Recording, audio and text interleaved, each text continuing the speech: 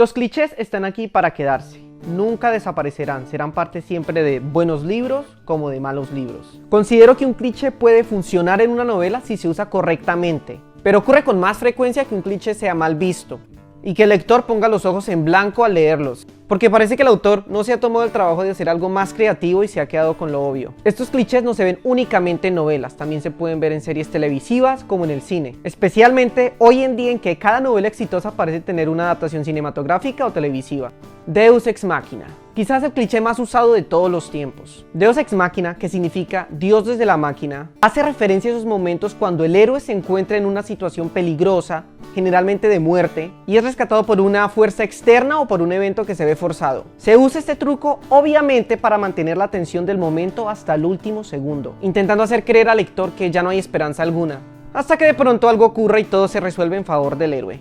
Es tan común este truco que el lector lo va a ver venir casi siempre, lo que pierde el efecto dramático que se intenta crear. De hecho, estamos tan familiarizados con este fenómeno que cuando ocurre lo opuesto y nuestro héroe no es rescatado de esa situación mortífera, nos emociona aún más y lo consideramos como una narrativa fresca. La mujer fuerte e independiente.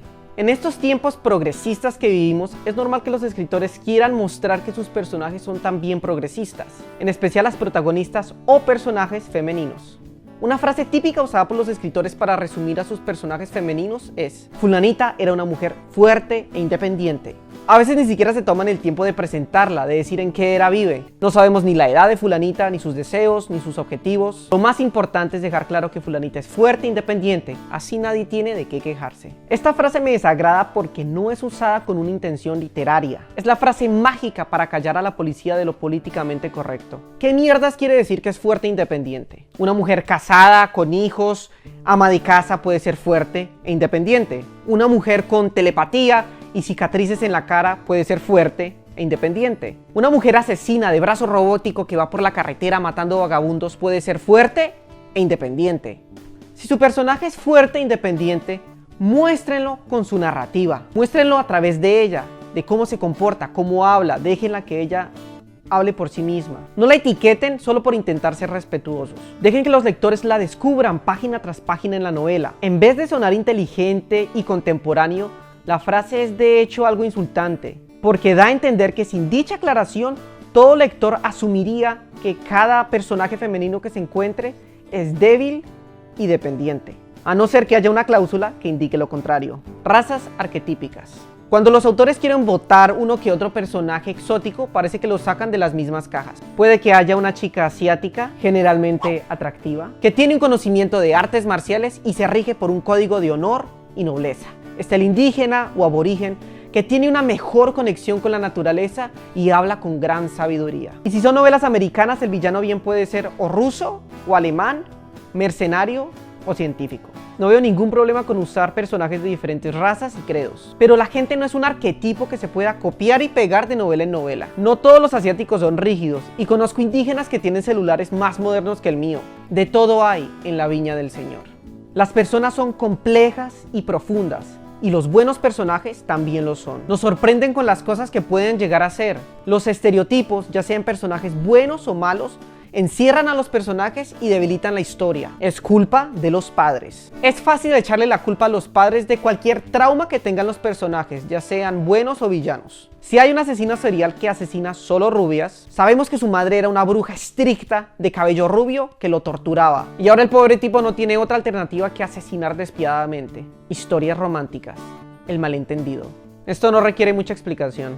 No leo muchas novelas románticas, pero en las pocas que he leído siempre hay un malentendido entre el chico y la chica que afecta a su relación. O hay un tercer personaje que manipuló la situación para romper ese amor verdadero. Las relaciones son difíciles de por sí, no necesitamos a un villano que esté separando a la parejita. El conflicto puede darse debido a la convivencia, que no es nada fácil. Las diferencias en opiniones, ideales, propósitos. Hay tanto de dónde escoger, pero en las novelas siempre tenemos a la madre odiosa que quiere que su hija se case con alguien de buen apellido y no con ese vagabundo de ojos de ensueño y abdominales de gimnasio. El detective trágico. Hay un millar de historias de detectives y en su mayoría no narran la historia de cualquier detective, sino del mejor. Puede que sus acciones sean poco ortodoxas, pero siempre obtienen resultados. ¿Y qué conlleva ser el mejor de los mejores? Por lo general, estos excelentes detectives tienen una vida personal desastrosa.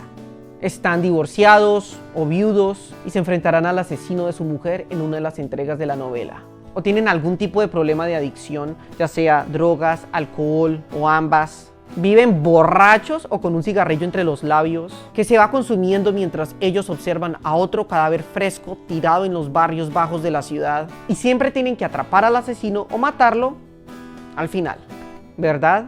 ¿Qué pasaría si no? ¿Hay otra alternativa? Escenas de sexo.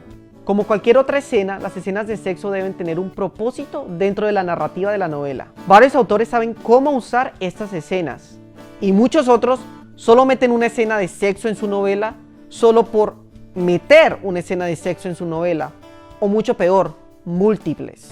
El erotismo y el sexo hacen parte de la vida de la gente.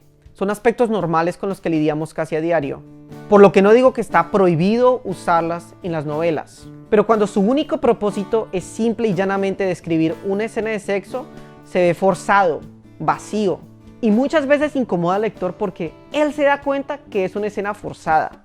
Es normal encontrar cada 2x3 una escena de sexo en las novelas eróticas. Para eso se creó ese género. Ese es su propósito. Pero hay novelas policíacas en donde el policía va tras un asesino y las únicas escenas que se describen detalladamente son aquellas relacionadas con la temática de la novela, que es buscar un asesino. Hasta que el escritor le da por poner una escena de sexo y describirla al detalle, narrándola como todos los demás lo hacen. Él es un potro indomable y ella gime entre sus brazos. Y todo es perfecto y llegan al clímax a la vez. La escena no afectó al libro para nada. No tiene un propósito más allá de incluir las palabras penetrar y húmedo. El libro sería el mismo si cambiáramos esas escenas por la simple frase y tuvieron sexo, que a mi forma de ver sería mucho mejor.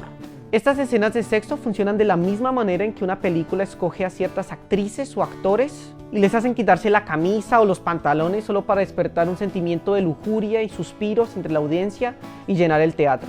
Es un método de publicidad, no una herramienta literaria. La novela de James Patterson, La Hora de la Araña, trata del secuestro de 2 niños y de cómo son encontrados gracias a la ayuda del siempre competente detective cuya esposa está muerta, Alex Cross. Él está haciendo su trabajo buscando a los niños secuestrados hasta que se da cuenta que ha hecho mucho trabajo y merece una buena escena de sexo. Las manos de Jessie jugaron con los botones de mis pantalones y luego con la cremallera. Juntamos nuestras bocas, primero con suavidad y luego con más fuerza. De pronto Jessie me hizo penetrarla de pie junto a la bañera humeante. Fueron tan solo 2 o 3 sacudidas y luego se volvió a apartar.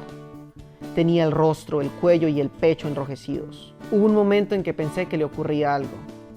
Me cogió por sorpresa. Sentí una mezcla de asombro y de placer tras penetrarla y volver a separarnos tan rápidamente. Efectivamente estaba fuera de sí, casi violenta. ¿Y eso a qué viene?, le pregunté. Voy a tener un infarto, murmuró Jessie. Más vale que empieces a pensar en lo que vas a contar a la policía. Uf. Me cogió de la mano y me llevó a la bañera.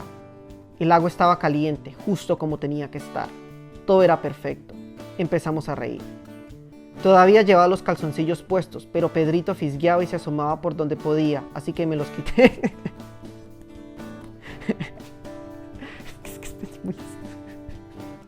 Empezamos a reír. Todavía llevaba los calzoncillos puestos, pero Pedrito fisgaba y se asomaba por donde podía, así que me los quité. Un par de páginas innecesarias después, luego me sumergí. Jessie estaba encima de mí. La sensación de que estaba a punto de llegar al orgasmo me recorrió todo el cuerpo. Nos estábamos corriendo juntos. Por un momento creí que me ahogaba. Oí que Jessie volvía a gritar, un sonido extraño amortiguado por el agua. Llegué al orgasmo justo cuando estaba a punto de quedarme sin aire. Esta es una de las peores escenas de sexo que he leído en una novela policíaca. Y créanme, las novelas de James Patterson ya son bastante malas de por sí. La escena resulta graciosa cuando intenta ser erótica. Y esto ocurre especialmente porque la escena no tiene absolutamente nada que ver con el resto de la novela. Sería como escribir una novela de fantasía, digamos. Y todo hasta el momento trata de héroes y dragones, castillos y tierras mágicas. Hasta que de pronto uno de los personajes tiene que cagar. ¿Por qué no? Todos lo hacemos, bien puede hacerlo nuestro personaje. Bien podríamos decir, y el gran guerrero fue tras un arbusto y cagó. O bien podríamos explicar la escena de la cagada al detalle, explicando cómo todo salía, cómo se sentía. los sonidos que hacía, cómo la mierda tocaba el suelo. Sería una escena que solo pretende ser asquerosa, sin ningún otro propósito. Es vacío, superfluo, ridículo. De esa misma forma, algunos lectores vemos a las escenas de sexo sin sentido. Como dije, hay excelentes novelas que tienen varios de estos elementos típicos, pero los han aprovechado de la mejor forma posible. Hacerlo bien depende de cada quien. Por supuesto, hay novelas mediocres que han alcanzado gran éxito, por lo que debes preguntarte qué es lo que pretendes hacer con tu obra. Gracias por ver y sigan escribiendo.